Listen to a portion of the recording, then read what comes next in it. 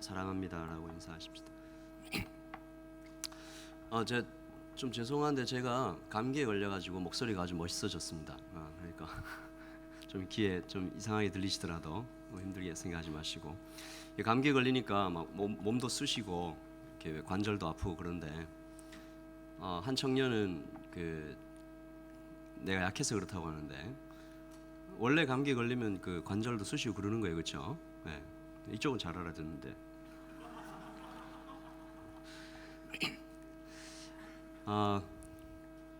이제 12월입니다. 예수님 태어나신 날이 이제 점점 다가오고 있죠. 매년이 12월이 되면 예수님 태어나신 날에 대한 이 묵상을 하게 됩니다. 우리가 참 더 길게 말하지 않아도 여러분 잘 알고 계시듯이 이제 크리스마스는 더 이상 예수님 태어나신 날로 사람들이 기억하고 이렇게 높이고 하지 않는 것 같습니다. 세상은 말할 것도 없고요. 심지어 교회의 행사에서도 이제 산타클로스의 형상과 어떤 모습들이 거부감 없이 받아들여지고 있는 것이 지금의 현실입니다. 이때에 여러분들과 함께 예수님의 탄생에 대하여, 그 의미에 대하여 은혜를 같이 나누는 것이 반드시 필요하겠다라는 생각이 들어서 저는 이번 주부터 시작해서 4주간 예수님의 탄생에 대하여 이렇게 말씀을 좀 증거할까 합니다.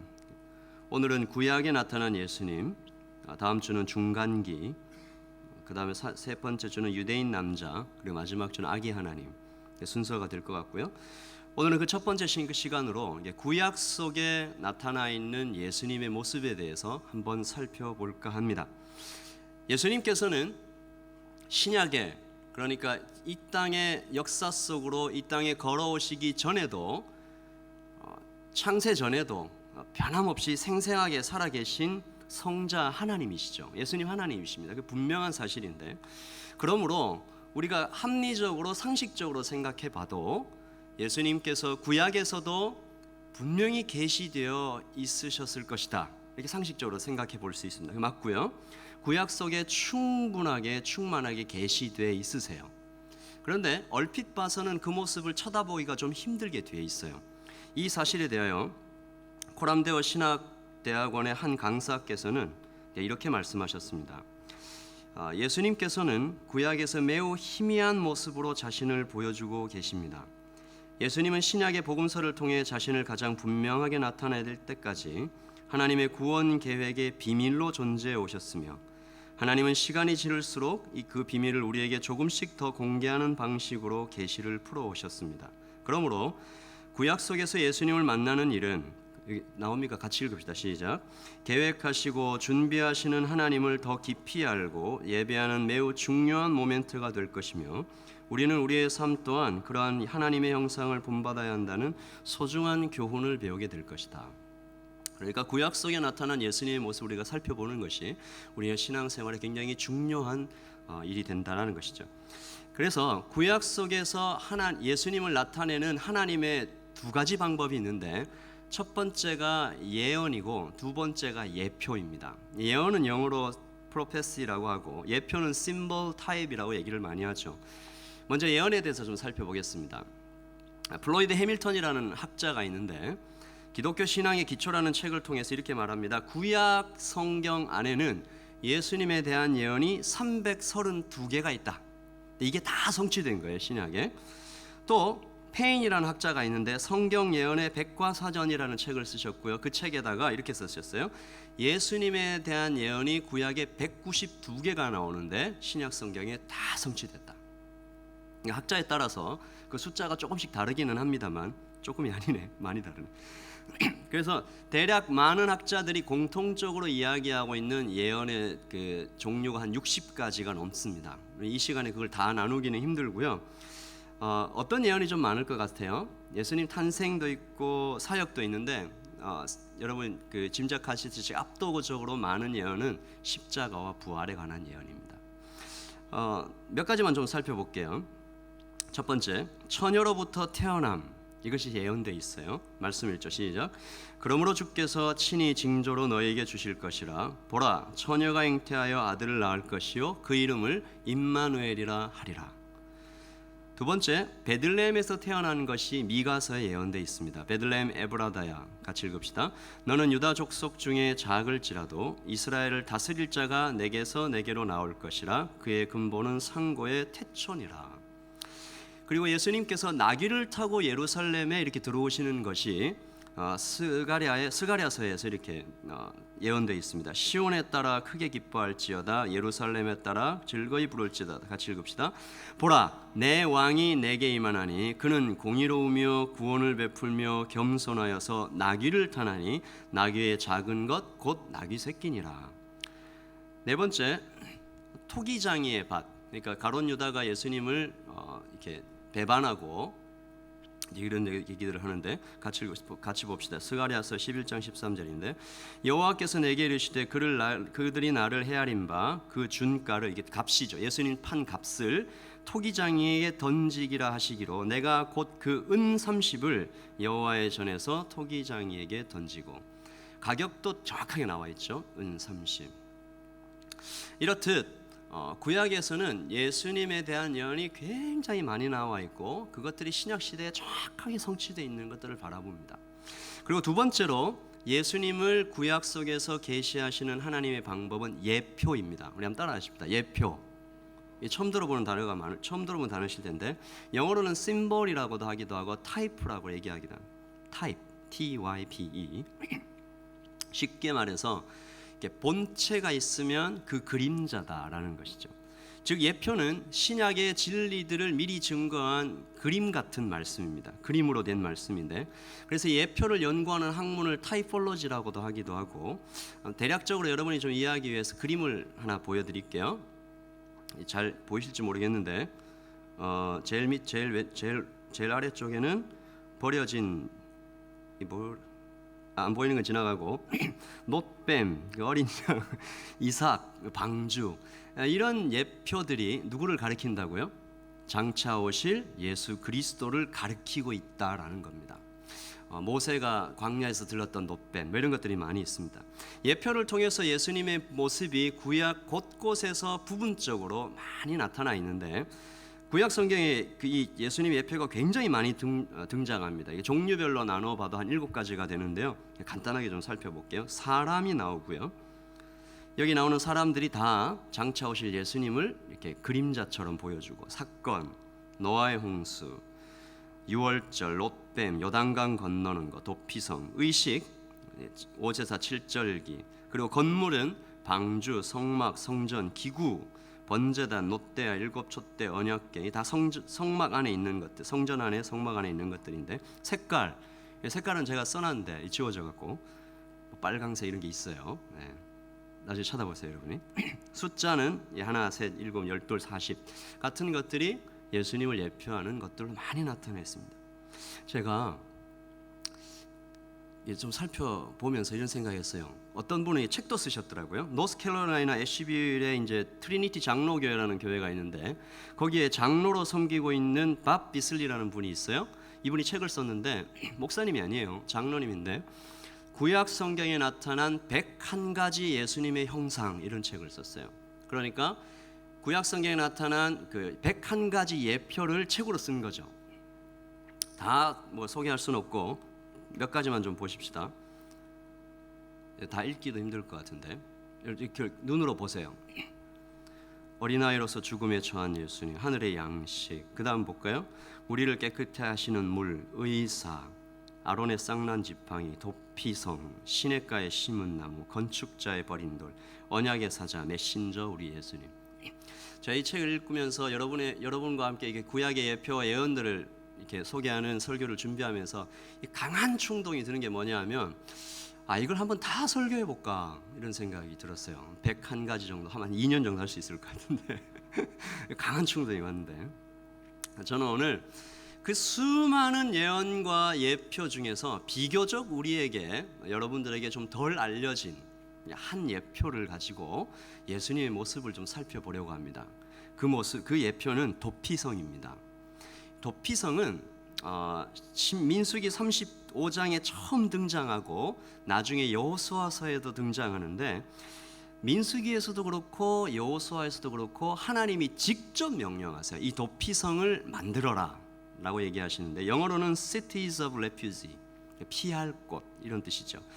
이게 뭔가 하면 실수로 살인한 사람을 보호하기 위한 하나님의 장치입니다.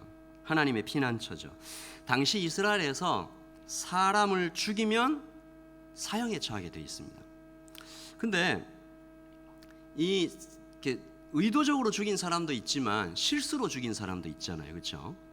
근데 이 실수로 죽였던 의도적으로 죽였던 간에 당시 이스라엘이 가지고 있던 법은 이렇게 죽이면 죽는 거예요. 그래서 이 이스라엘에서 사람을 죽이면 그 살인자를 쫓아가서 죽일 수 있는 사람들이 그 사람들의 친척이었는데, 이 사람들을 보복자라고 불렀습니다. 영어로 보니까 The Avenger of Blood, 피의 보복자. 멋있는데? 이제 그런 사람들이 실수로 죽였던, 고의로 죽였던 간에 그 사람들을 쫓아가서 이제 죽이는 거죠. 여러분 이게 이런 말 들어봤습니까? 눈에는 눈, 이에는 이. 들어본 사람 있어요? 이게 어떤 사람은 이슬람의 어떤 정신이라고 생각하고 이제 그렇게 많이 생각하는 분들이 있는데, 사실 이것은 성경에 나오는 이야기입니다. 구약 성경에 나오는데, 출애굽기 21장 23절에 보면 다른 해가 있으면 갑되, 잘 보세요. 생명은 생명으로, 눈은 눈으로, 이는 이로, 손은 손으로, 발은 발로, 된 것은 된 것으로, 상하게 한 것은 상함으로, 때린 것은 때림으로 갚을지니라. 그렇게 되어 있어요. 어떻게 보면 굉장히 무섭고 잔인한 말이죠. 그러니까 여러분들이 옆에 있는 사람들한테 때리면 바로 갚아준다, 이제 그런 얘기인데, 사실 이것을 그 당시의 문화를 조금만 더 자세히 연구해 보면 이게 그렇게 잔인하고 무서운 말은 아니에요. 옛날에는요, 무한보복의 시대였다고 합니다. 고대는. 그러니까 이게 무슨 말인가 하면, 뺨 한 대 맞았다고 사람을 죽여도 법적으로는 문제가 되지 않는 사회가 고대 사회였어요. 그러니까 여러분들 그 사극에서도 많이 봤을 거예요. 그 종이, 노예가 주인의 아들을 실수로 상처를 내면 그 노예가 죽기도 하죠. 그러니까 뒤통수 맞았다고 목숨을 잃을 수 있는, 아니다. 뒤통수 때렸다고 목숨을 잃을 수 있는 이제 그런 사회가 고대 사회예요. 자, 그럼 한번 질문해 봅시다. 누가 나한테 공격을 해왔어. 이게 뭐 뒤통수를 맞았든지 침을 뱉었든지 아니면 실수로 상처를 냈든지 내가 공격을 당했을 때 무한대로 보복을 가할 수 있는 사람은 누굴까요? 힘있고 돈 많은 사람들이에요. 권력 있고 돈이 많은 그런 사람들은, 힘이 센 사람들은 상대가 아주 적은 그 데미지를 자기에게 가해도 무한대로 보복을 해버리는 거예요. 그래서 하나님은 그렇게 하지 말라라고 얘기하시면서 이 법을 주신 거죠. 그러니까 뺨 한 대 맞았으면 뺨 한 대 때리는 걸로 그쳐라. 뒤통수 한 대 맞았으면 뒤통수 한 대 맞는 걸로 그치지 따라가서 죽이고 그러지 마라.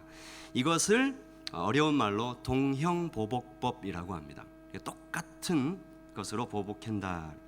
자, 그러므로 이 법이 구약의 하나님께서 이렇게 말씀하신 이 법이 실행되고 있는 이스라엘 사회에서 살인한 사람은 어떻게 해야 돼요?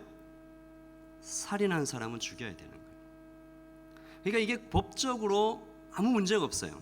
살인한 사람을 죽여야 됩니다. 눈에는 눈, 생명에는 생명. 근데 아까 말씀드렸던 것처럼 사람을 죽일 때 실수로 죽인 사람들이 있다라는 거죠. 길 가다가 여러분들 그런 거 하잖아요. 왜 사진 찍는데 조금만 더, 한 발짝만 더 뒤로 가봐 뭐 이렇게 했는데 낭떠러졌어. 그래야지 이제 죽는 거. 그 당시에도 그런 일이 있을 수가 있겠죠. 길 가다가 이렇게 장난으로 이렇게 탁 밀쳤는데 낭떠러지게 죽은 거. 법대로 하면 이들도 죽여야 되는 거예요. 그리고 피해 보복자들이 그들의 생명을 찾아서 이렇게 오는 거예요. 그러나 하나님께서 이 사람들을 위해서 뭘 만들어 주셨다? 도피성을 두셨다라는 거예요. 도피성은 이스라엘 지역에 6개가 있었습니다. 그리고 보통 언덕 위에 자리를 잡고 있어서 잘 보이게 해놨어요.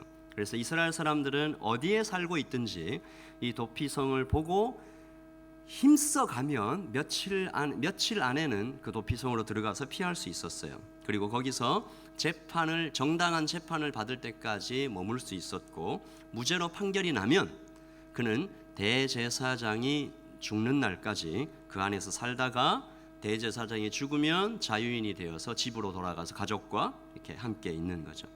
그래서 오늘 말씀은 이 도피성에 대한 말씀입니다. 같이 한번 여호수아서를 읽도록 하겠습니다. 저와 여러분이 교독하죠. 여호와께서 여호수아에게 말씀하여 이르시되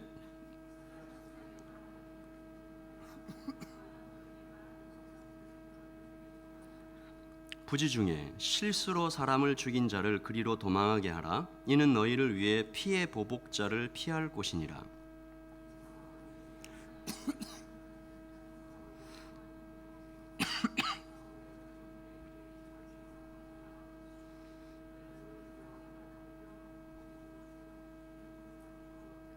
피의 보복자가 그의 뒤를 따라온다 할지라도 그들은 그 살인자를 그의 손에 내어주지 말지니 이는 본래 미워함이 없이 부지 중에 그의 이웃을 죽였음이라.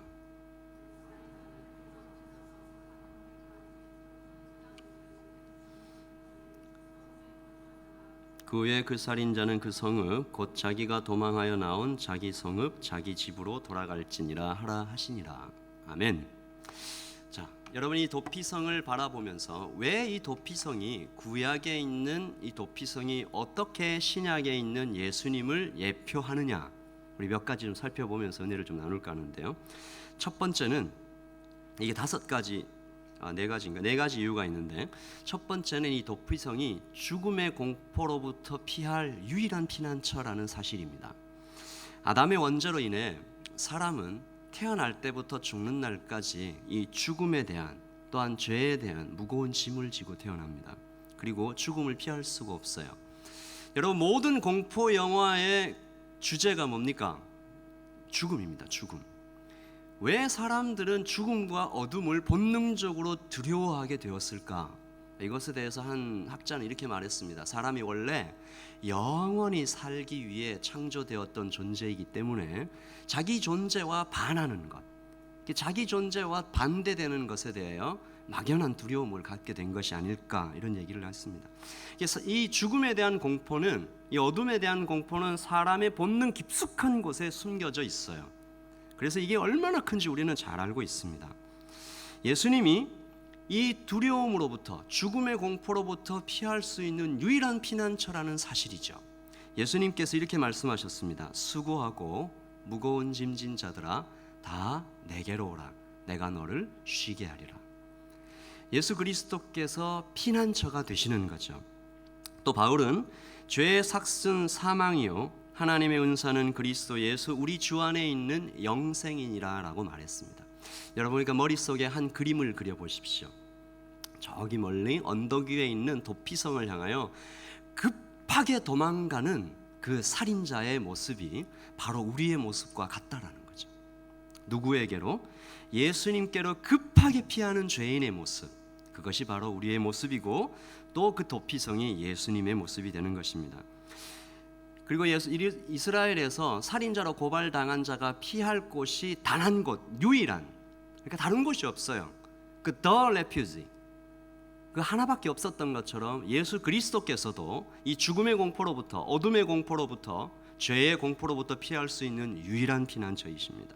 예수님께서 말씀하셨죠. 내가 곧 길이요 진리요 생명이니 나로 말미암지 않고는 아버지께로 올 자가 없느니라. 또 예수님께서 이렇게도 말씀하셨습니다. 내가 문이니 누구든지 나로 말미암아 들어가면 구원을 받는다. 여기에 사용된 길, 진리, 생명, 여기 앞에 다 이렇게 얘기하잖아요. The way, the truth, the life. 유일한 길리, 유일한 진리, 유일한 생명. I am the gate. 내가 유일한 문이다. 예수님께서 그렇게 신약 속에서 자신을 분명하게 나타내시기 전까지 도피성은 이 구약의 백성들이 그 피난처가 오실 것이다, 그것을 이렇게 바라보게 만든 하나의 그림자와 같다라는 것이죠. 두 번째는 언덕 위의 등불입니다. 도피성은 아까 말씀드렸던 것처럼 언덕 위에 높은 곳에 위치되어 있었기 때문에 죄인은 쉽게 그 도피성을 발견할 수 있었어요. 그리고 도피성은 모든 사람들한테 잘 알려져 있습니다. 예수님도 마찬가지죠. 예수님은 모든 사람들에게 드러내 보이셨습니다. 숨지 않으셨어요. 아기 예수가 태어나실 때 하늘에는 별이 있었고 양치는 이들에게 또 많은 사람들에게 천사가 나타나서 예수 그리스도의 오심을 이야기했습니다. 그리고 무엇보다 동방 박사들이 예루살렘에 도착해서 아기 예수의 탄생을 전했을 때 성경에 이렇게 기록되어 있습니다. 헤롯 왕과 온 이스라엘이 듣고 깜짝 놀랐다, 모두 놀랐다, 소동했다, 이렇게 얘기해 되어 있습니다. 예수님은 결코 숨겨지지 않았습니다. 지금도 마찬가지죠. 지금도 예수님은 모든 사람들에게 다 열려 있습니다. 그러나 어떤 사람은 예수님을 붙잡고 그렇지 않은 사람도 있다라는 것이죠. 또 도피성으로 들어가는 문이 언제나 열려 있습니다. 예수님께서는 세리와 죄인들의 친구다 라는 말을 들을 정도로 모든 사람에게 열려 있으신 분이었죠. 세 번째는 일용할 양식입니다. 도망자는 도피성 안에 들어가 있을 때 그 안에 있는 레위인들에게서 음식을 제공받습니다. 무료로 이게 다 먹고 마실 것, 입을 것을 제공받는데 예수님께서 자기 자신을 향하여 뭐라고 말씀하셨죠? 나는 생명의 떡이니 내게 오는 자는 결코 줄이지 않을 것이요 나를 믿는 자는 영원히 목마르지 아니하리라고 하셨습니다. 마지막으로 네 번째는 피의 속죄입니다. 이 도피성을 살펴볼 때 굉장히 특이하고 놀라운 점은 도피성 안에 있는 죄인이 도피성에서 완전히 이렇게 해방돼서 가족에게로 돌아갈 수 있는 길은 뭐라고요? 대제사장이 죽는 것입니다. 대제사장이 죽고 나면 이 도망자가 가족에게 돌아갈 수 있었어요. 같이 한번 읽어봅시다. 말씀을 시작. 그 살인자는 회중 앞에 서서 재판을 받기까지 또는 그 당시 대제사장이 죽기까지 그 성읍에 거주하다가 그 후에 그 살인자는 그 성읍 곧 자기가 도망하여 나온 자기 성읍 자기 집으로 돌아갈지니라 하라 하시니라. 사랑하는 청년 여러분, 여기서 이 대제사장이 예수 그리스도를 예표한다는 것은 거의 분명합니다. 대제사장의 죽음, 이것이 예수 그리스도의 십자가 죽음을 얘기하죠. 자, 이렇듯 도피성은 예수님을 이렇게 예표한다는 네 가지 증거를 살펴봤는데요. 아까 제가 말씀드릴 때 예표는 그림자라고 했습니다. 그러니까 본체의 모습에 아주 부분적인 것만 보여준다라는 거죠. 그렇다면 직접 이 세상에 오신 신약 시대에 이 땅에 오신 예수님은 도피성과 그러면 얼마나 다른가? 부분적인 것과 전체적인 것은 얼마나 다른가? 한 번 더 좀 살펴보도록 하겠습니다. 본체이신 예수님께서는 지금 우리에게 어떤 도피성이 되고 계신가? 첫째입니다. 첫 번째는 무조건적입니다. 도피성은 실수로 살인한 자만 들어갈 수 있었습니다. 그러니까 고의로 살인한 자는 들어갈 수 없어요. 그런데 지금 우리 이 땅에 오신 예수 그리스도께서는 고의로 살인한 자라 할지라도 주님 앞에 나올 수가 있습니다. 그러므로 예수님께서는 누구에게나 함께 하시는 무조건적인 사랑이시죠. 그래서 이것을 헤세드라고 부릅니다. 무조건적인 은혜, 조건 없이 베푸는, 이게 측량할 수도 없고 그 은혜를 어떻게 감당할 수도 없는 그런 은혜죠. 예수 그리스도께서 2000년 전에 이 땅에 태어나시고 나를 위해 죽으시고 지금도 나와 함께 계시는 것이죠. 사도 베드로가 그 예수님에 대해서 이렇게 증거했습니다. 같이 한번 따라해 보시죠. 누구든지 주의 이름을 부르는 자는 구원을 얻으리라. 이게 누구든지라고 얘기했다는 거죠.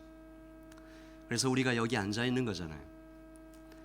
우리가 실수로 살인했든 고의로 살인했든 실수로 죄를 지었든 우리의 고의로 죄를 지었던 간에 주 예수 그리스도 앞에 나아가 그분께 죄를 고백하기만 하면 그분께서 용서하신다라는 것입니다. 두 번째, 이 도피성과 예수님이 이 다른 점은요, 예수님께서는 찾아오십니다. 도피성은 어떻게 해야 된다고요?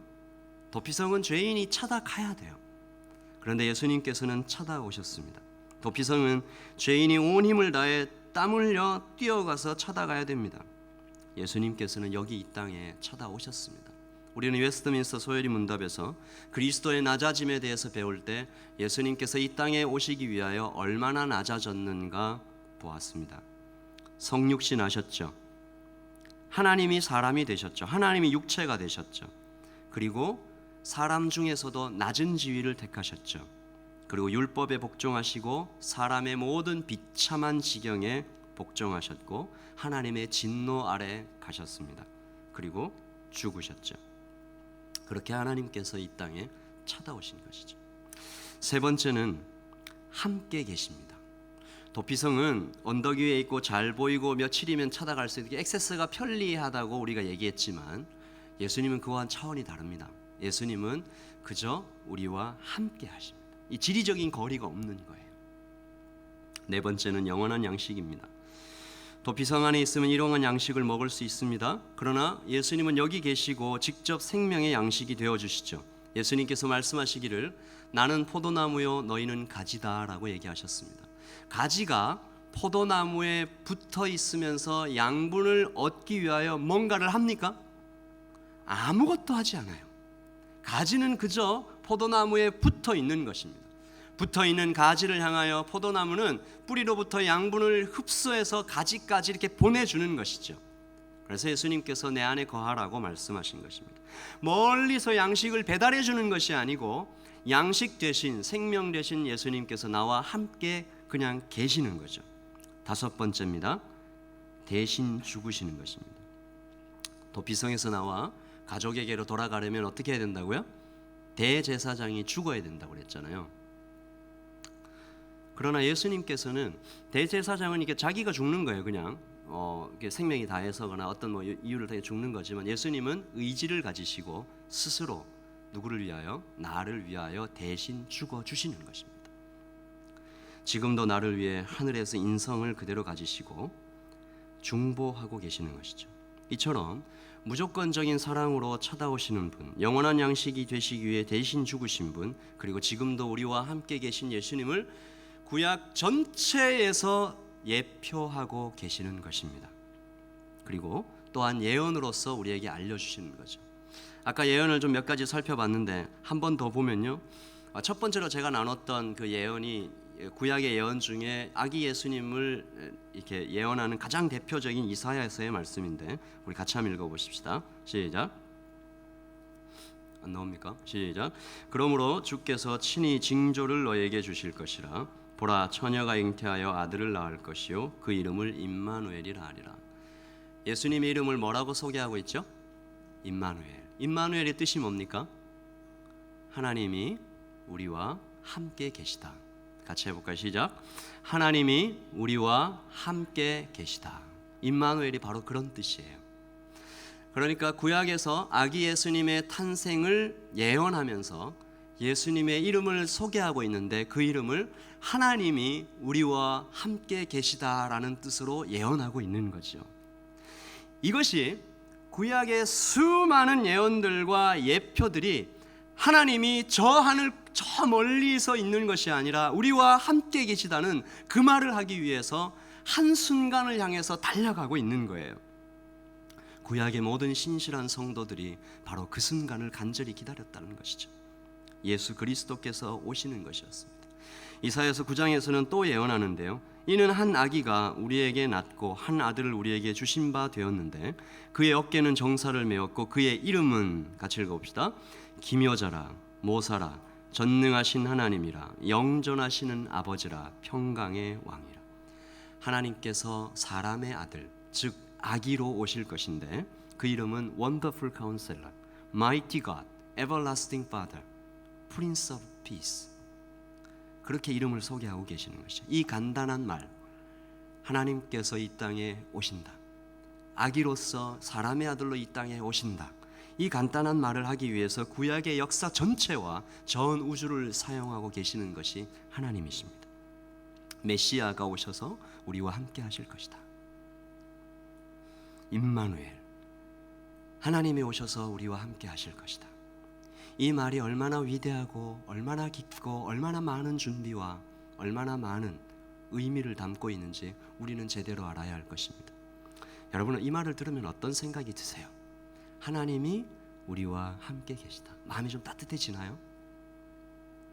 저는 이 말을 한국의 교회 성도들이 어쩌면 제대로 이해하지 못하고 있는 것이 아닌가라는 그런 두려움을 떨칠 수가 없어요. 저도 그리고 여러분도 하나님이 이 땅에 오신다, 하나님이 우리와 함께 계시다, 임마누엘, 도피성, 그 의미를 우리는 정말 제대로 알고 있는 것일까?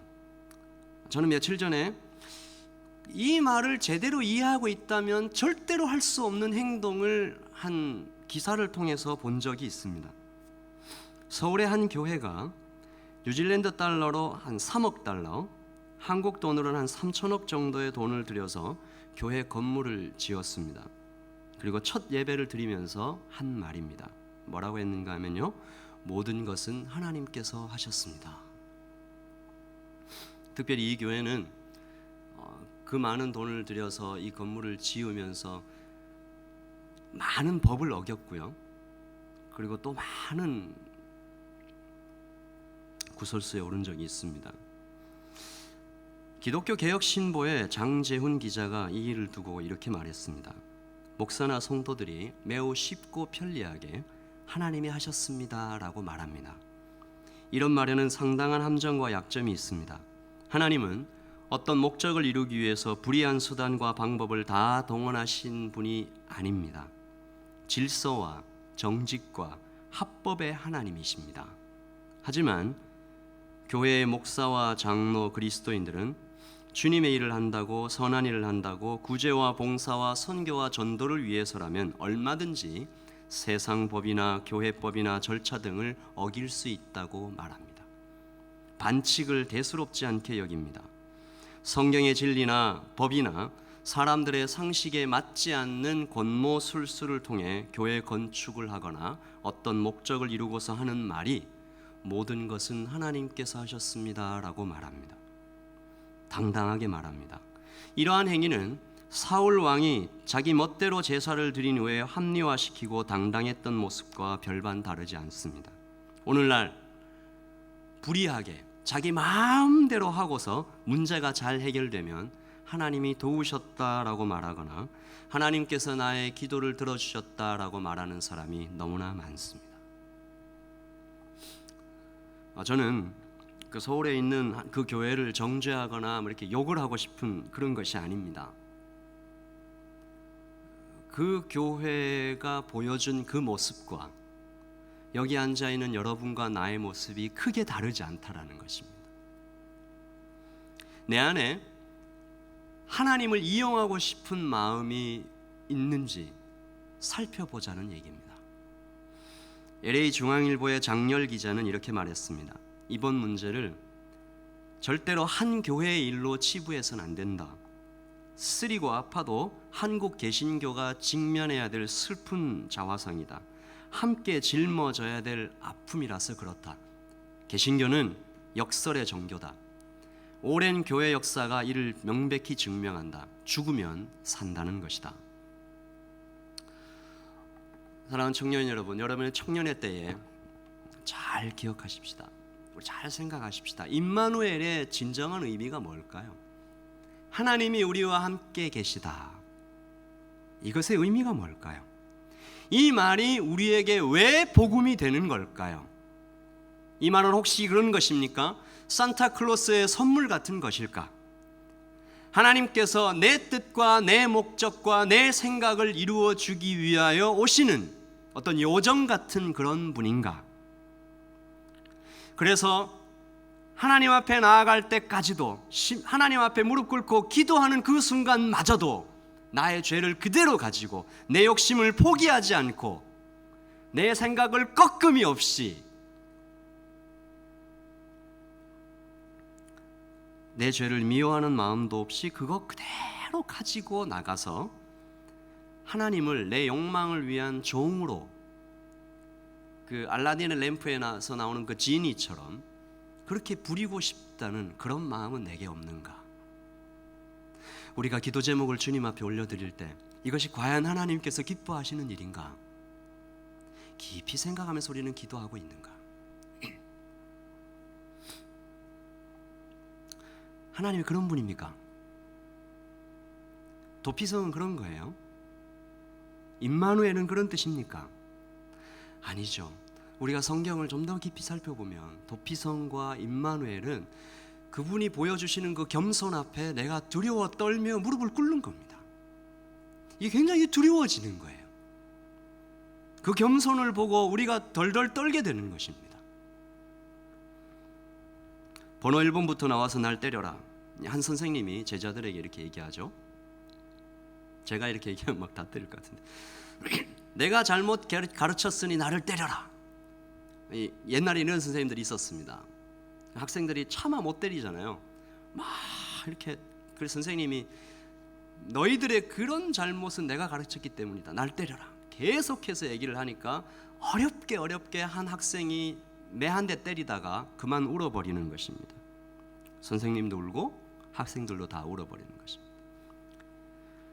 도피성을 바라보는 우리의 마음이, 임마누엘이신 예수님을 바라보는 마음이 바로 이와 비슷하다라는 생각이 듭니다. 그 학교의 그 학생 가운데 이런 말을 하는 학생은 없는 거죠. 맞아, 선생님이 잘못 가르쳤으니 맞으시는 게 당연하지. 내가 안 맞으니까 다행이다. 이런 학생은 없는 거예요. 그런데 우리가 말씀을 듣고 예수 그리스도 앞에 나와서 신앙하며 찬양하며 기도하는 우리 가운데 이런 정도의 생각을 하는 사람이 너무 많다라는 생각이 듭니다. 임마누엘로 오신 주님을 내가 믿는다 라고 말할 수 있는 사람은 예수님을 나의 왕으로, 나의 주인으로 모셔드린 사람입니다. 그래서 그분께서 나의 왕으로 높임을 받으셔야 되는데, 그분께서 나의 주인으로 나의 모든 생각을 그분 앞에 꺾어야 되는데, 오히려 그분께서 그분의 뜻을, 그분의 지위를, 그분의 모든 것을 내려놓으시고 낮추셔서 거기에 오셨음을 바라볼 때 우리가 두려운 것입니다. 어떻게 하나님이 저렇게까지 낮아지시는가? 임마누엘. 그리고 그것을 깨달은 사람은 왕의 나라에서, 주인의 집에서 안전한 것입니다. 그러므로 사랑하는 청년 여러분, 우리가 오늘 구약에 나타난 그 수많은 예언들, 또 그 수많은 예표들, 그리고 그 중에 특별히 도피성, 이 모든 것을 살펴보며 또 그 예언 중에 특별한 예언, 그 임마누엘을 살펴보면서 우리는 누구를 보아야 합니까? 가장 겸손하고 가장 무력한 모습으로, 인간 아기의 모습으로 이 땅에 오시기를 결정한 그 예수 그리스도, 그분을 바라보아야 되는 것입니다. 임마누엘 오신 예수님을 바로 알고 바로 믿고 하나님께서 우리와 함께 계시다라는 그 선언 앞에 우리가 엎드리고 감사하고 순종해야 하는 것입니다. 그래서 이 성탄을 맞아 이 12월을 살며 우리가 이 1년을 사는 것, 1년을 어떻게 살았는가 우리가 한번 점검하고, 어떤 기도를 드리며 우리가 살았고 2014년에는 어떤 기도를 드리며 우리가 살아야 할 것인가 생각해 볼 때 여러분 가운데 먼저 순종이, 먼저 굴복이, 먼저 항복이, 그분 앞에 엎드림이 있기를 소원합니다. 결코 하나님을 나의 종으로, 내 욕심의 하수인으로 그래놓고 나중에 모든 것은 하나님께서 다 하셨습니다 라고 이야기하는 사람들, 어리석은 사람들이 되지 않기를 예수님의 이름으로 축복합니다. 우리가 참 기도하죠.